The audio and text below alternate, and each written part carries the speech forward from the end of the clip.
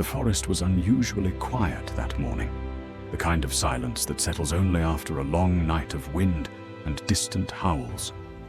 A thin mist clung to the ground, curling around the tree trunks like something unsure whether to stay or disappear. At the edge of the clearing behind the couple's small cabin, something moved, just a tremble at first, then a faint sound, almost lost beneath the rustle of leaves. It was not a bark or a cry, but a strained, breathy whimper that carried the weight of exhaustion. The sound lingered, fragile and uncertain, as if afraid of being heard. They found the pup crouched near a fallen log, its small body pressed low to the damp earth.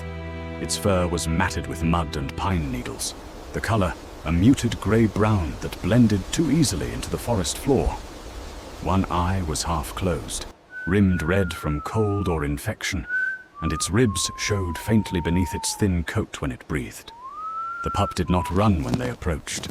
It only watched, head lowered, eyes wide, with a mix of fear and resignation that felt far too heavy for something so young. The forest around them felt suddenly immense and indifferent. Towering trees stretching upward, as if they had seen scenes like this countless times before. Life and loss were woven quietly into these woods, and this small creature was just another thread. The couple stood still, unsure of what to do, aware of the unspoken rules of nature that warned against interference. Wolves were not stray dogs. They were wild, protected, and powerful in ways that demanded respect. Yet this pup looked like none of those things. It looked alone. Fear crept in slowly. What if its mother was nearby, watching? What if helping would do more harm than good? The man shifted his weight, scanning the tree line, listening for any sign of movement beyond the soft drip of melting frost. The woman knelt carefully, keeping her hands visible, her breath shallow as she lowered herself to the pup's level. She spoke without thinking, her voice instinctively soft, as though the forest itself might be listening. All alone The out pup here? flinched but did not bare its I'm teeth. not gonna hurt you. Instead, it trembled, a subtle shaking that ran through its entire body. Compassion outweighed caution in the end. The cold had already taken too much from the morning, and leaving the pup there felt like a decision with only one outcome. The man removed his jacket slowly and held it open while the woman guided the pup forward inch by inch. When it finally allowed itself to be wrapped in warmth, its resistance melted into exhaustion. The small body relaxed, fragile and light in their arms, as though it had been holding itself together by sheer will alone. Inside the cabin, the air was warmer, carrying the familiar sense of wood smoke and coffee. They placed the pup near the hearth on a folded blanket, careful not to crowd it. The pup's chest rose and fell in uneven rhythm, its breathing shallow but steady enough to bring a small measure of relief. It did not sleep right away. Instead, it watched them from the corner of its eye, every muscle tense, every sound a potential threat.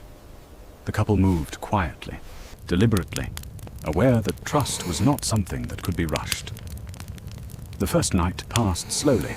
The pup refused food at first, turning its head away from the shallow bowl of softened meat. Only after hours of gentle presence did it lower its nose, sniff, and take a hesitant bite. The sound of chewing was almost imperceptible, but it felt like a victory all the same.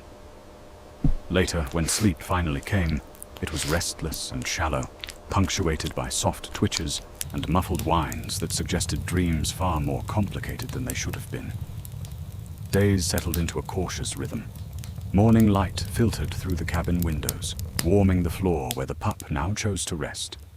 Its movements were careful, deliberate, as though the space itself was something it had to learn. For this young wolf, It startled marks at the sudden true noises, beginning of a life in the flinched wild. at raised voices, and kept its distance unless approached with patience. Yet slowly, almost imperceptibly, small changes emerged. Its ears lifted more often. Its tail, once tucked tight, loosened its hold. It began to follow them from room to room, always a few steps behind, watching. The couple learned the language of restraint. They resisted the urge to touch too much, to soothe too quickly.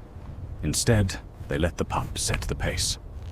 when it finally rested its head against the woman's boot one afternoon. The moment passed without celebration.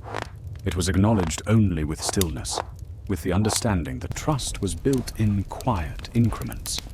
The pup's eyes closed for a few seconds, its body softening, and in that brief contact, something unspoken passed between them. Despite the warmth and care, uncertainty lingered like a shadow. The pup's appetite was inconsistent, its gait slightly uneven. There were moments when it stared out the window toward the tree line, ears pricked, as if listening for something only it could hear. The forest was still calling to it, even as it healed. The couple talked late into the evenings, voices low, weighing responsibility against attachment. They knew love alone was not enough. The pup's future required knowledge they did not yet have. The decision to visit a veterinarian was made with careful consideration, not urgency or fear. It was an act of respect as much as concern. They needed to understand what they were caring for and what that care truly meant. On the morning they placed the pup gently into a crate lined with familiar blankets, it did not resist. It watched them with quiet eyes, no longer trembling, but alert. As they closed the cabin door behind them, the forest remained where it always had, vast, patient, and waiting, while the pup began the next uncertain step of its journey. The drive to the veterinary clinic was quiet, marked only by the steady hum of the road and the soft shifting of the crate in the back seat. The pup lay curled inside, its chin resting on the edge of the blanket, eyes half open and watchful. It did not whine or struggle. Instead, it absorbed everything. The motion, the unfamiliar smells, the vibration beneath its small body, with a stillness that felt thoughtful rather than fearful. The forest slowly gave way to paved roads and buildings, and with each mile, the couple felt the weight of responsibility settle more firmly on their shoulders. At the clinic, the air was clean and faintly antiseptic, carrying the layered scents of animals and disinfectant. The pup stiffened as they carried it inside, ears flicking at distant sounds. A dog barking down the hall, metal instruments clinking softly behind a door. The veterinarian greeted them calmly, her movements unhurried, her voice low and steady. She knelt before the pup rather than looming over it, allowing it time to register her presence. The pup watched her carefully, eyes alert, body tense, but controlled. The examination unfolded slowly, each step explained, each touch deliberate.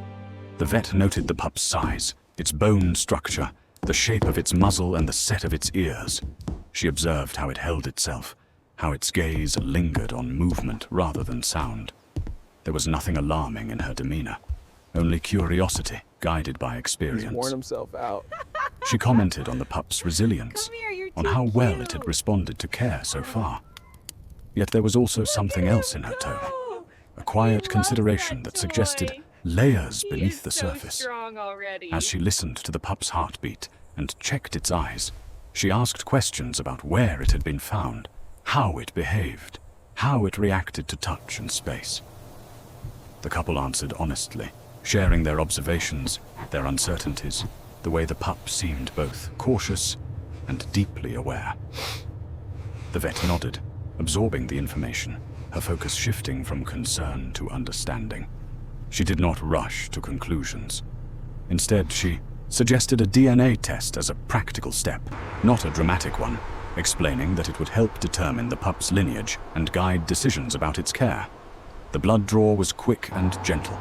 The pup flinched but didn't pull away, its trust fragile yet present. When it was done, the vet pressed a small bandage against its leg and praised it softly, as though acknowledging a quiet strength. The sample was sent off without ceremony, sealed and labeled, its significance understated. There was no sense of impending shock, only the calm acceptance that knowledge, whatever it revealed, was necessary. The days that followed were marked by waiting, but not anxiety. Life at the cabin continued, shaped now by the pup's growing presence. Its appetite improved, its steps more confident. It explored the edges of the clearing under careful supervision, nose low, ears high, absorbing the forest with instinctive familiarity. Sometimes it paused and lifted its head, testing the air as if reading messages written in scent and wind. The couple watched without interrupting, learning when to step back and when to step in. When the call from the clinic finally came, it was on an ordinary afternoon. The vet's voice was calm, professional, You're doing great, buddy. inviting them to come in when they had Just a little time. longer. Looks like we're at There was no 50 urgency centimeters. in her words, no hint of We're alarm. getting a baseline At the measurement clinic, here. He's she growing welcomed fast. them into her Looks like office about rather than the 75 exam room. centimeters from nose to tail. The pup lay at their feet, relaxed but attentive, its presence grounding the moment in something tangible. The vet explained the results slowly, choosing clarity Easy over now. impact. Let's just have a The quick look DNA at this confirmed eye. what she had suspected. The pup was not simply a wolf, You're being very nor good. was it a common hybrid. Its lineage traced back to a rare regional subspecies, one that carried genetic markers tied to specific habitats and behaviors. This explained the pup's heightened awareness, its balanced caution, its adaptability. It was a creature shaped by generations of survival in a landscape that demanded both intelligence and restraint. The information settled quietly. There was no gasp, no sudden shift in the room's energy. Instead, the couple felt something deepen within them. A recognition that this pup was not an accident, not a misplaced fragment of the wild, but a living continuation of something ancient and specific. Look how happy The he vet is spoke in the about legal sun. considerations, conservation ethics, and long-term needs, not as barriers, but as frameworks for responsible care. She emphasized respect over possession, stewardship over ownership. On the drive home, the pup rested more fully than it ever had, its body loose, its breathing even. The road seemed less intrusive now, less foreign. The couple spoke softly about what they had learned, about what it meant. There was no fear in their voices, only resolve. They understood that loving this animal did not mean reshaping it into something else. It meant honoring what it was, even when that path required patience and compromise. Back at the cabin, dusk settled over the forest, painting the trees in muted gold and shadow. The pup stepped outside and paused, nose lifted, tail still. The forest answered in ways too subtle to name. The couple stood behind it, close enough to offer safety, far enough to allow space. In that shared stillness, a quiet agreement formed. Not spoken, not forced, but deeply We felt. finally have our answer. This life would be guided by care, respect, and understanding, rooted not in surprise, but in responsibility.